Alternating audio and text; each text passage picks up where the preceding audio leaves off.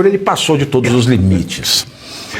Quando ontem, por volta das 18 horas, sai a decisão convertendo as medidas cautelares de Jair Bolsonaro para a prisão domiciliar, começaram, é claro, os debates de todo o jaez. Ele deveria ter feito isso? Ele não deveria ter feito isso?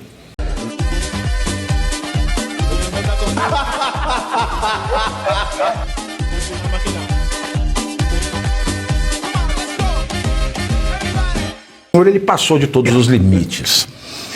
Quando ontem, por volta das 18 horas, sai a decisão convertendo as medidas cautelares de Jair Bolsonaro para a prisão domiciliar, começaram, é claro, os debates de todo o jaez.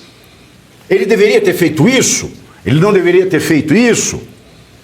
Ele agiu corretamente? Ele não agiu corretamente? E antes de fazer qualquer explicação, eu só queria dizer o seguinte, para deixar bastante claro, que às vezes no meio de uma explicação jurídica a gente perde o essencial. O que é o essencial? O essencial é o seguinte: não cabe nenhum debate sobre a juridicidade, a legalidade, a justiça, se está certo ou se está errado. Porque discutir se Bolsonaro poderia estar em prisão domiciliar ou se Alexandre de Moraes poderia mandar Bolsonaro para uma prisão domiciliar ou o próximo passo, uma prisão preventiva em presídio, é o mesmo que discutir, tem o mesmo valor jurídico, a mesma verdade, a mesma prestabilidade do que discutir qual seria o correto valor da pensão alimentícia a ser dada a um bebê reborn que nasceu de uma mulher trans que engravidou numa banheira vazia de motel. Veja, discutir a justiça do valor a ser dado de pensão é absurdo, porque é absurdo pensar em pensão para um bebê reborn. Mas antes disso, é mais absurdo pensar num bebê reborn nascido de uma mulher trans. E mais absurdo ainda de uma mulher trans que engravidou numa banheira de motel vazia. Então, uma situação, a banheira de motel vazia não engravida ninguém. A mulher trans não tem útero. E se tivesse filho, não seria um bebê reborn. Portanto, ficar discutindo o valor da pensão é a maior estupidez que existe. Então, essa discussão ela já é estúpida de início. Agora, imaginando que toda essa estupidez não existisse, que existisse o devido processo legal ao Jair Bolsonaro, e que todos os ritos legais, o devido processo legal, estivesse respeitado, então aí sim vamos discutir a questão da prisão domiciliar. Bom, essa prisão domiciliar foi porque ele desrespeitou medidas cautelares decretadas pelo próprio Alexandre de Moraes em razão do trabalho que o seu filho Eduardo Bolsonaro vem fazendo nos Estados Unidos. Quando o Bolsonaro, Eduardo, vai para os Estados Unidos, porque ele vê que aqui não tem o que fazer. Nós temos 594 picaretas no Congresso. Desculpe, se salvar uma dúzia. Eu vou tirar uma dúzia, coronel. É uma parte. Pela ordem. Pela ordem. Vou fazer o seguinte, então. Se tiver meia dúzia, vamos falar em 582. Eu botei 582 que não resolve. Eu vou para lá. Tem 582, eu vou para lá e faz esse trabalho. Aí a Polícia Federal, leia-se Alexandre de Moraes, que manda na Polícia Federal. A Polícia Federal é uma espécie de polícia pessoal do Führer, lógico, no Brasil. Claramente é uma Gestapo. Ela instaura uma investigação contra o Eduardo Bolsonaro por estar fazendo nos Estados Unidos aquilo que o ministro Cristiano Zanin, presidente da primeira turma, fez quando era advogado Lula. Ele e a esposa e sócia, Valesca Teixeira, filha do compadre do Lula, Roberto Teixeira, e compadre do Lula, porque o Lula é padrinho da Valesca, é padrinho de casamento da Valesca e do Cristiano. Quando eles eram advogados do Lula, eles foram para a Europa rodar todos os órgãos internacionais para falar mal da justiça brasileira. Aí não era crime. Aí não era crime. Agora ele é presidente da primeira turma, onde está sentado o careca que quer vir a julgar os vivos e os mortos. E agora, vamos investigar. Está atentando contra a soberania. Eles vêm com essas palavras vazias. Aí eles acusam, não é nem investigar, já condenaram, porque não tem investigação nenhuma. Eduardo Bolsonaro, de coação no curso do processo, de atentado à soberania e de atrapalhar, né, uma investigação criminal. 3 crimes. Aí você olha, coação no curso do processo. Que crime é esse? Quando alguém está correndo processo contra o Bolsonaro, segredo, está lá correndo rápido, nossa senhora, na velocidade da luz. Nunca se viu um processo correr tão rápido na história da justiça brasileira. Nunca. Aí ele se diz, olha, o Eduardo está nos coagindo, porque ameaçando com a Lei Magnitsky, eu estou me sentindo coagidinho. Você acha que o Alexandre de Moraes está se sentindo coagidinho? Não. O máximo que ele pode se sentir é careca, porque coagido ele não se sente, como a gente percebe. Bom, mas se vamos imaginar que o Eduardo estivesse coagindo o Alexandre de Moraes no curso do processo para influenciar no resultado do julgamento. Julgamento de resultado pronto, predeterminado, sequer julgamento é. Mas vamos imaginar que, de fato, ele estivesse coagindo o Alexandre de Moraes. Quem é a vítima da coação? O Alexandre de Moraes. Como é que ele pode ser relator se ele é o coagido? Não pode. Não pode. Tem mais. Aí ele enreda o Bolsonaro. O Bolsonaro está lá mandando dinheiro para o filho dele não morrer de fome, então ele está financiando, né, esses crimes que estão sendo investigados. Então vamos pôr cautelares do Bolsonaro. O Bolsonaro, ele não pode usar redes sociais, nem próprias, nem de terceiros. Bom, Bolsonaro vai ao Congresso, está com o tornozeleiro eletrônico, alguém fotografa, faz uma live, transmite, aí ele pede explicações em 24 horas. Ele, que é o rei de perder prazo, que vale lembrar que o Clezão morreu, lembra do Clériston Pereira, careca? Ele morreu porque você não cumpriu várias vezes o prazo de 90 dias para rever a prisão preventiva. O juiz tem a obrigação de rever a preventiva de 90 em 90. Você ignorou 90, você ignorou 180, você ignorou 270, você ignorou 300. Só não ignorou mais porque o preso morreu, sob sua responsabilidade. Mas aí, vocês estão acima da lei, tudo bem. Ele deu 24 horas para o Bolsonaro explicar. 24 horas, explica-se. Nós não sabíamos, etc. Ele fala, é claro que sabiam. Os advogados interpõem os chamados embargos de declaração. Quando uma decisão judicial padece de obscuridade, contradição ou omissão, existe um instrumento que pede para que o juiz esclareça, supra a omissão ou desfaça a contradição na sua decisão. Porque não se sabia ali o que Bolsonaro podia fazer ou não. Era uma decisão omissa, contraditória e obscura. Todos os males. Ele falou, não, minha decisão é perfeita como o meu português, acreditou, né? Aquela decisão tinha 42 erros, diga-se de passagem. E falar que um ignorante, um ministro do Supremo com 42 erros... e errou de novo na próxima e errou naquele despacho de não poder ter manifestação, de não poder ter acampamento nos 3 poderes. Bom, aí ele fala, não tem omissão, não tem contradição, não tem obscuridade.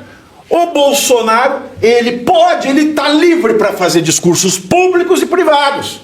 Ele só não pode usar a rede social dele ou fazer um subterfúgio de usar outra rede social de qualquer outra pessoa, sem especificar quem seja, aí imputando crimes, etc. e tal. O que ele faz? Ele faz o seguinte, lembra daquela música, Arthur, que você ouvia muito do Luiz Caldas? A gente não pode comer arroz, a gente não pode comer feijão e ainda tem que andar descalço sem ter que pisar no chão? Ele fala, não, o Bolsonaro pode andar descalço, mas não pode pisar no chão. Essa é a decisão do Moraes. Bolsonaro pode andar descalço, mas não pode pisar no chão. Ora. Bolsonaro é o agente político mais famoso do Brasil. Ele é o líder político mais popular do Brasil. Ele é um dos brasileiros, um dos poucos brasileiros mundialmente conhecidos. Imagine, senhor, se o Papa sai de ceroula no meio da Basílica de São Pedro, todo mundo filma, todo mundo fotografa, todo mundo comenta.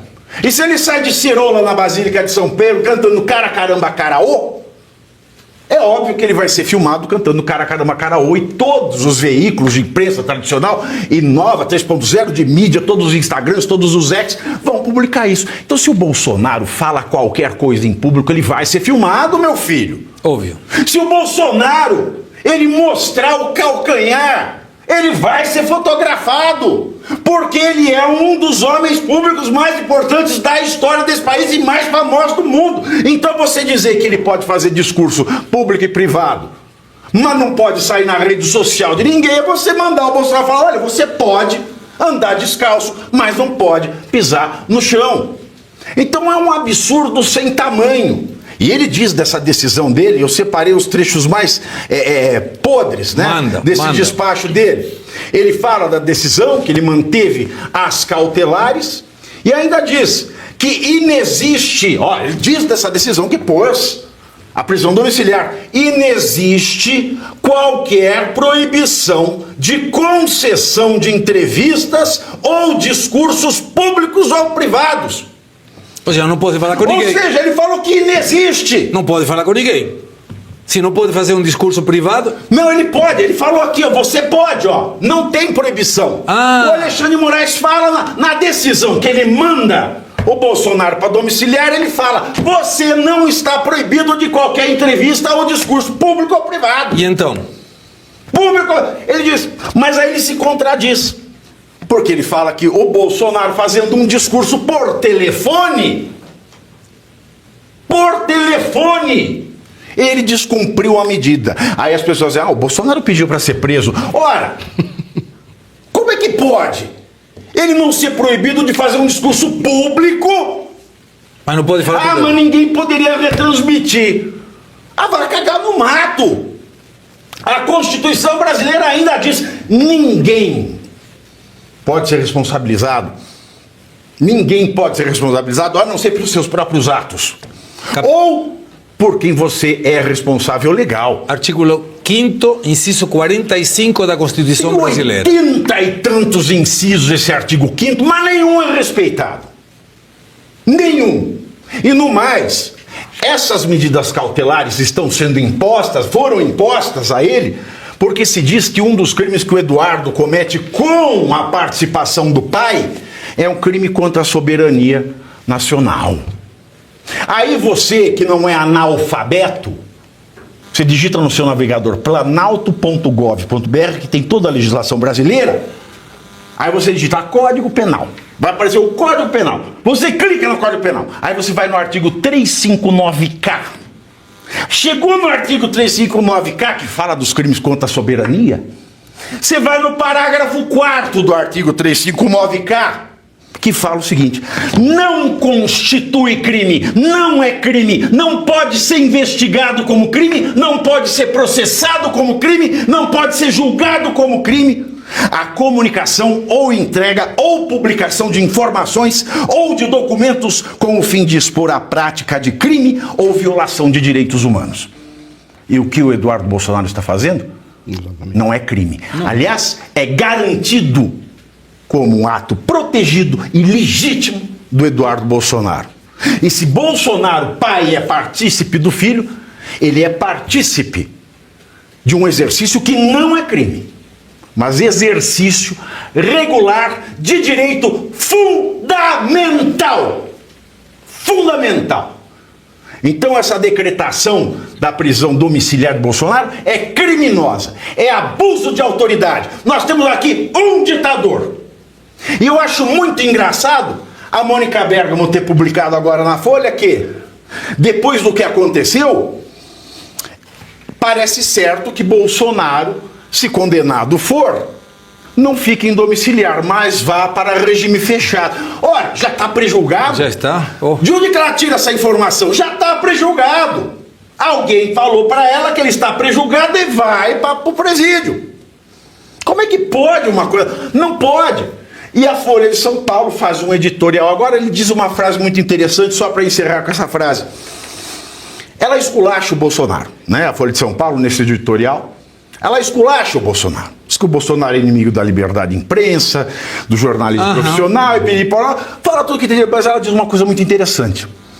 Depois de esculachar Bolsonaro, Ela diz que o Alexandre de Moraes está errado, Olha só. porque nenhum democrata pode agir como tirano na defesa da democracia. E eu encerro com esta fala. Estávamos com saudade de você, Pavinato. Com saudade sua. No chat fala, Pavinato, você vai infartar assim, calma, toma Mas água. não, a gente fica louco com essas coisas, fica louco. Mas, Coronel Tadeu, E você aí já está preparado para ter todos os argumentos para dizer que Marx não foi um cara legal, para dizer que o comunismo não é um lugar para diversidade, para desmontar essa grande fake news histórica da esquerda, que é repetida por nossos professores de história, de geografia, de sociologia, que é repetida nas universidades, que é repetida nos livros. Está preparado para dizer por que Marx não era um cara legal e por que todo marxista raiz também não é, e porque o comunismo é terrível. Você já leu nos Anais de Marx? Pois é, aqui nesse livro você vai encontrar tudo o que você precisa saber para responder aquele sabichão que diz que Marx é um cara legal, pois não é. Leia agora, nos Anais de Marx, a trolha do comunismo transviado para encaçapar idiotes. À venda em todas as livrarias do Brasil, pelo site ou nas lojas físicas. Não deixe de ler.